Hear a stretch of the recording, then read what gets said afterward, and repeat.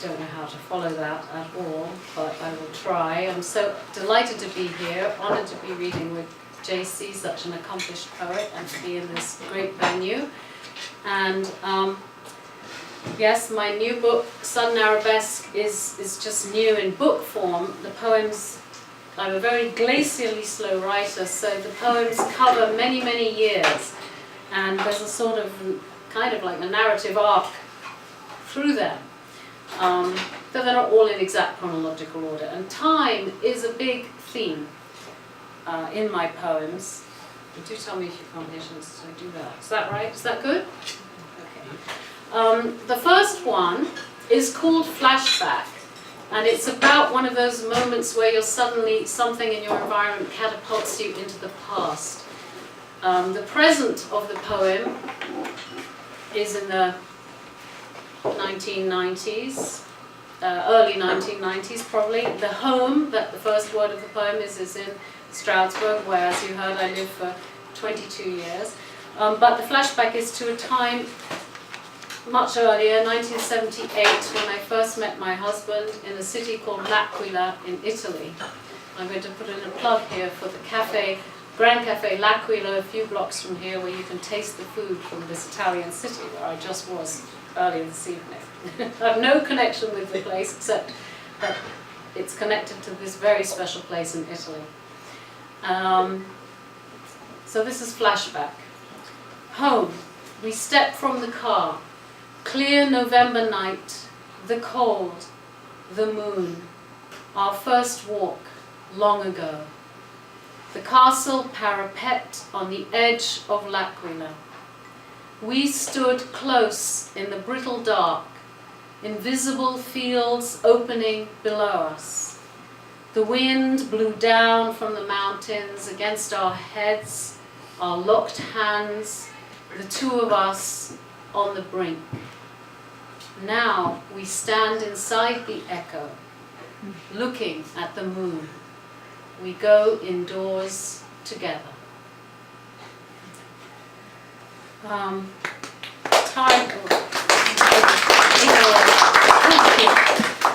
I wrote a lot of poetry as a teenager, as many teenagers do, and I was lucky to be encouraged by a sort of mentor in my teenage years who let us nerdy poets get together and read our poetry. That was our idea of a good fun.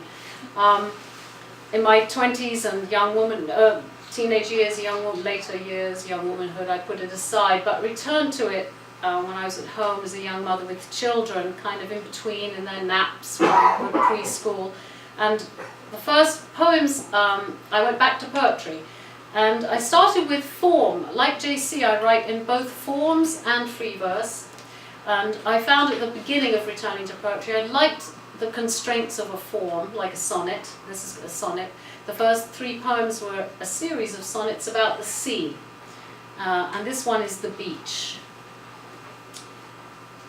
Fresh morning on the beach. The sea has slipped away and left the pale sand simple, save 3 shining pebbles, and in shallow script, the arabesque of the withdrawing wave.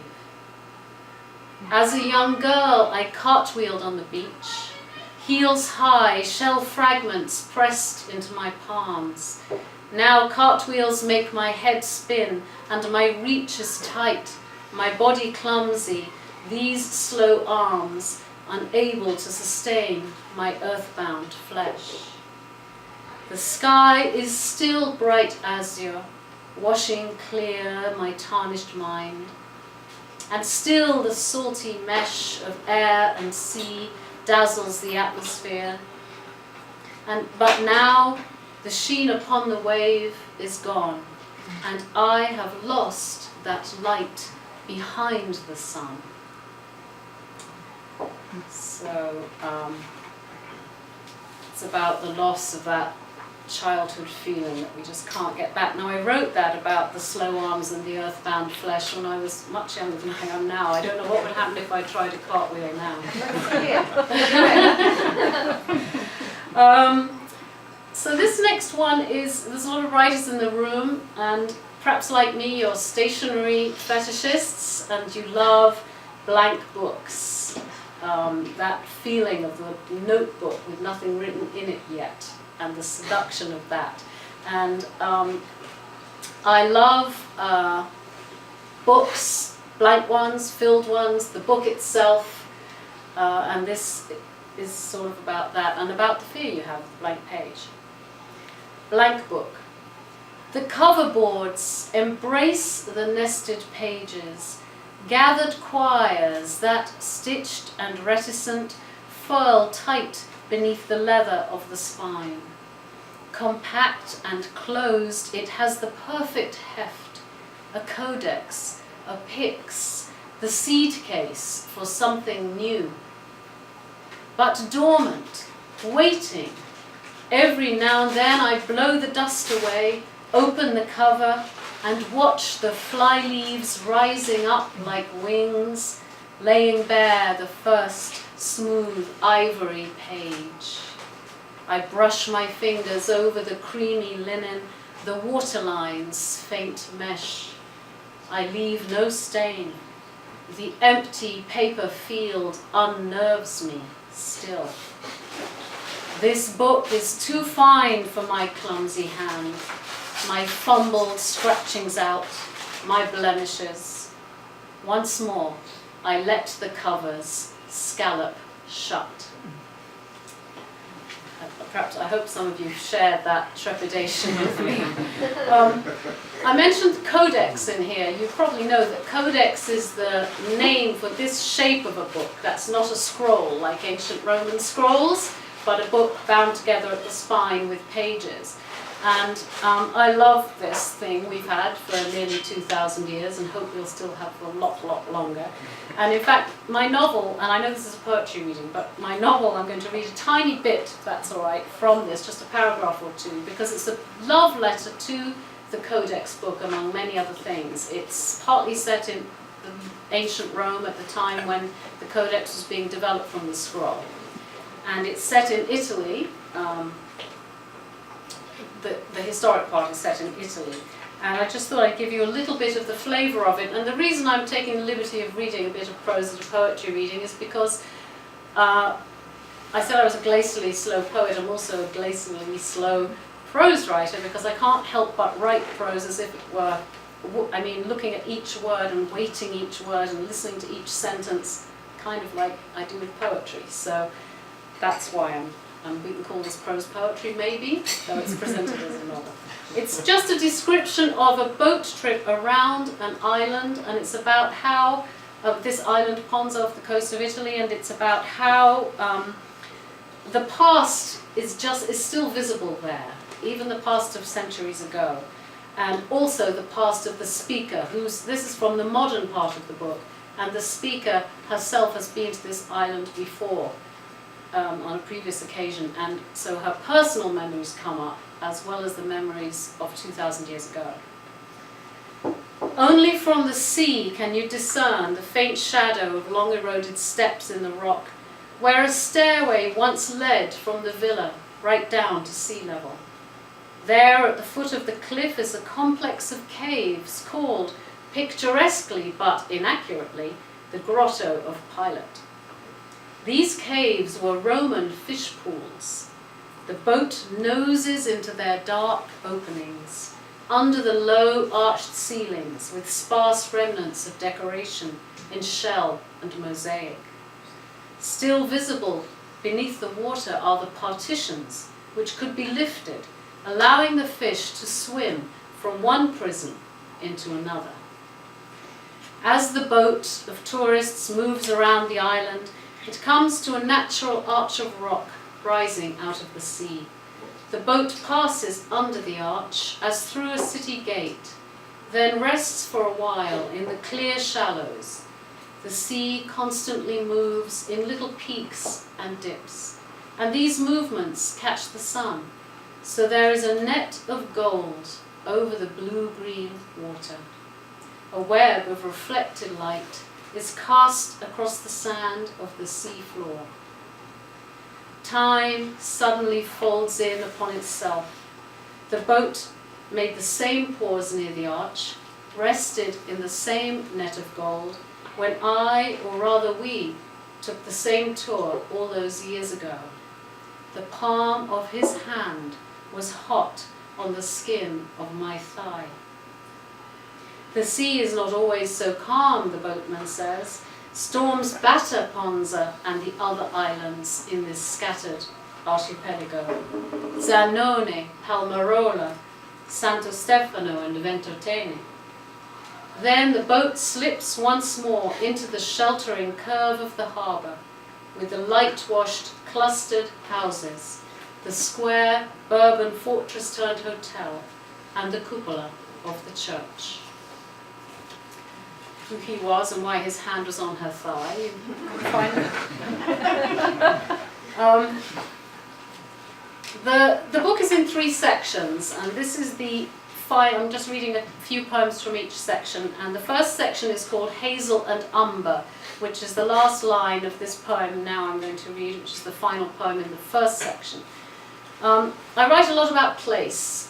As you heard, you know that I'm from England and lived here in Pennsylvania for many, many years. Also lived briefly in Italy, 5 years in Italy and 3 in France. And place is very, very important to me. And although I really love this country, I love the town where I lived here, I love Americans, I married one, I have children who are American. As anyone who's from another place will know, that doesn't take anything away from your love of your roots, of the place you come from, and the way you sometimes really long for it, however happy you think you are. It's an underneath thing. And this is September afternoon in the schoolyard, and for those interested in forms, this is written in suffix, which is a particular meter we've stolen from the Greek. Taut, amazing, lazuli sky, September, 4 o'clock. Each leaf is distinct. The brightness edges every pebble. The shadows sharpen wood chip and grass blade. This is North America's clearest season, lucid, unequivocal. This light suits white clapboard houses ruled like unwritten school books, but I keep wanting muted English shades and a crumbled honey limestone wall, its time-softened contours blurry, lost in moss. Keep missing a half-remembered church among tilted gravestones. Chill inside as the door creaks, breath of hassocks, wax, antiquity. Saxon carvings, Christ and Peter, stark in the local rock from ground known as holy long before.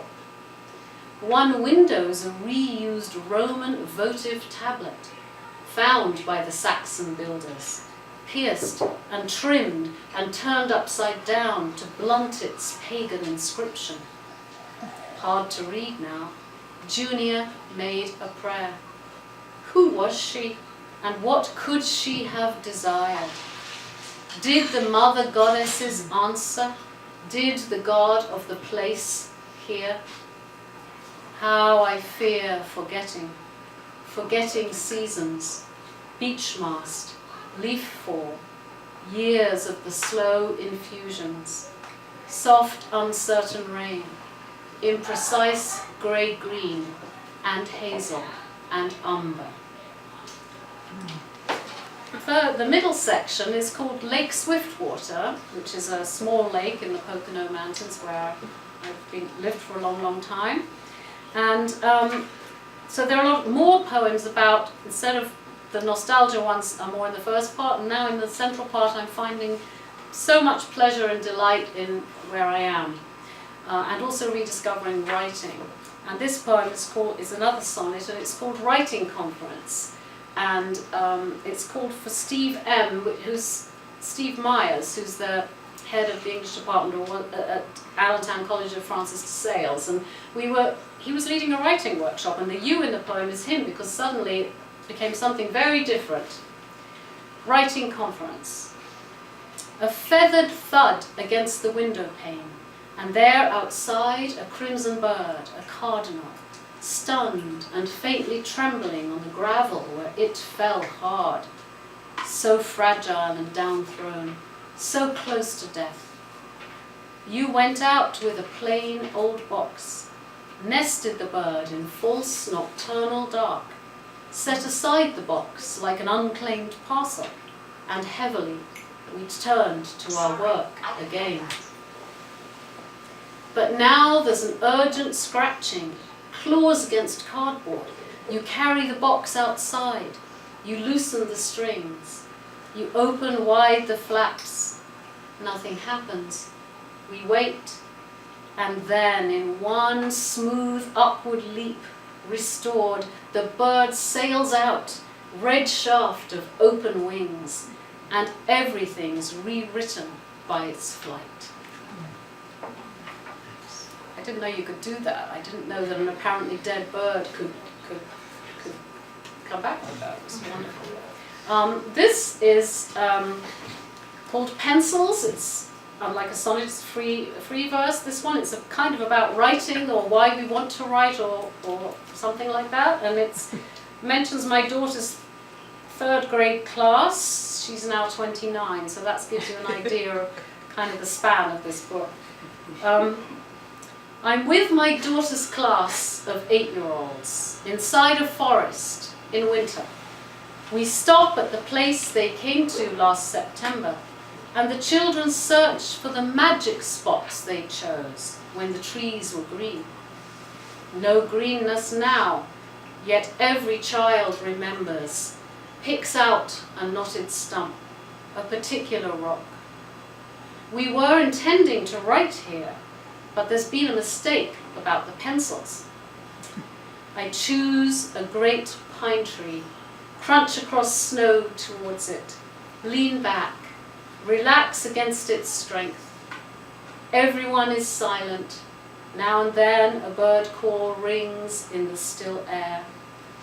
Up on the slope, the trees are straight and slim, dark shafts against the white paper sky. Each child absorbs an intimate world. Close your eyes, listen, open them, look. Finger a stone, brush a dry leaf against your cheek. The children grow restless and it is over. Back to the bus and the road. How will I remember the chill smell of the snow? The bark of this tree, moss green, barnacled with pale lichen. In the cleft where the trunk divides, there's a cup of ice and a fallen pine cone caught there, scalloped, intricate, held fast. We want to hold on to things. We try to hold on to things.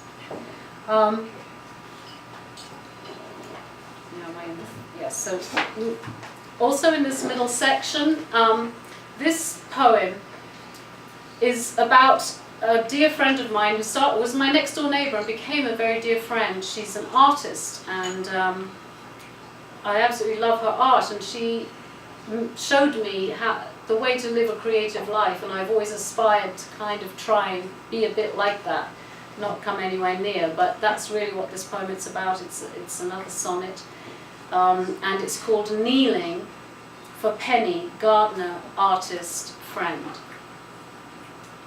I shuffle on my knees across the floor to gather scraps before vacuuming, and stop at the window, look down.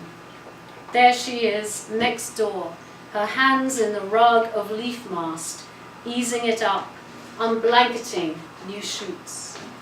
Along the fence, forsythia vibrates neon against somber winter brown looping branches. When she paints bare trees, she loads the brush with rosy umber and lays the same shade down to show the crust of matted leaves.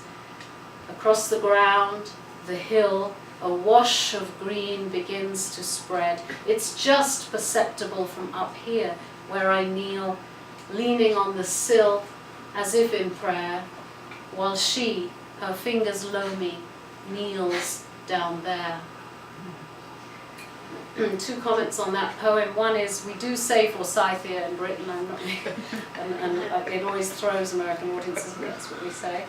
And I thank my husband for not laughing at my mention of vacuuming, because he does all the vacuuming now. But I did do some. So this is the last poem of the middle section, which is called Lake Swiftwater, and the last section is about the lake of that name, which is a very small lake in the Poconos, and the same friend Penny took me there, and she's the one who showed me that even though it appeared to be absolutely, utterly frigid and freezing and impossible to enter any part of your body into it, it could be done, and should be done, in the lake. My arms can hardly move against the heavy slab of green, the slate lake water. Keen the joint of every finger, point of pelvic bone acute with ache, marrow of my spine a lance of ice. Inch by inch the cold relinquishes, and now my body leans towards the fathoms. The opaque deepness yields and streams through me.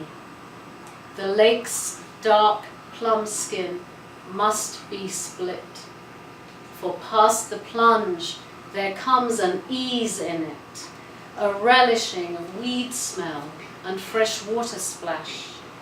The lake licks everywhere with chilly tongues. Across the surface shivers liquid air, for all is fluid now, lake, body, bone, in skeins of droplets, light and water mesh.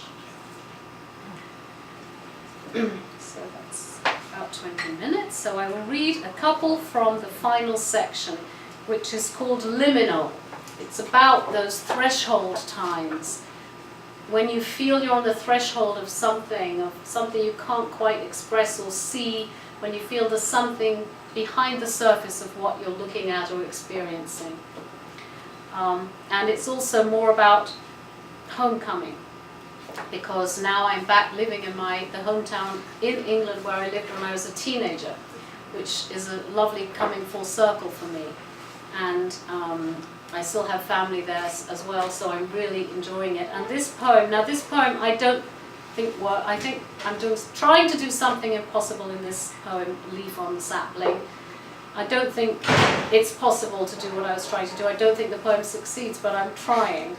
And after hearing JC's poetry tonight, the question I ask myself in this poem is even more present, more profound, and I'll just read it and see what you think. The moment described here happened just about at exactly the place where the artist who did this picture of a park in my hometown was standing when she made the picture. It just happens that this picture existed, and it was the perfect one for the cover of my book, because this poem happened underneath that blossom tree. Leaf on the Sapling. I'm walking home through the gardens in April, under the evening trees, the pink blossoms delicate, young birches green, the blackbird's voice. I am in my own country again. Open, changeable sky, clouds blowing across. Suddenly my eyes are full, and I am swept with joy standing here on the grass. But earlier today, the sinking boat, lost child staring in shock, people with nowhere to rest, anguish bone deep in the world. Have I the right to be happy that I am in this place? I hear the bird whose nest may be ravaged tomorrow. I breathe the petal soon to be torn by the wind. They are saying, yes, it is what we were made for, simply to be, like this leaf on the sapling, caught in the low sun, letting the brightness flood it sheer with juice.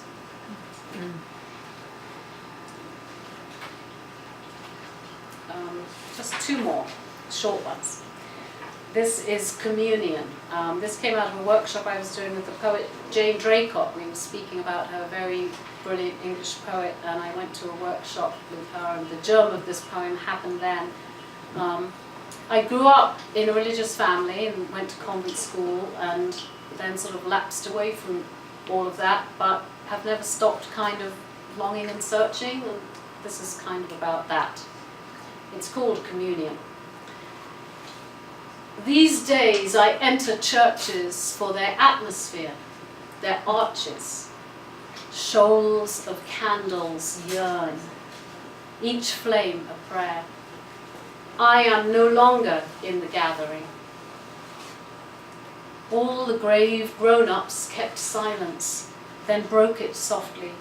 One rose and another, flowing toward the altar rail, receiving, coming back with such changed faces.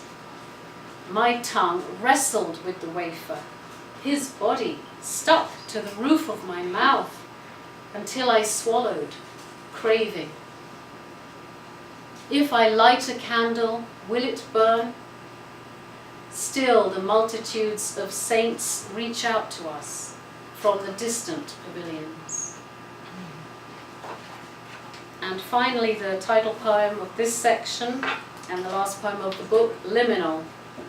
A very small, ordinary moment, just on a walk in my neighborhood in Stroudsburg, Pennsylvania. About the place beyond place. A morning walk in the quiet street.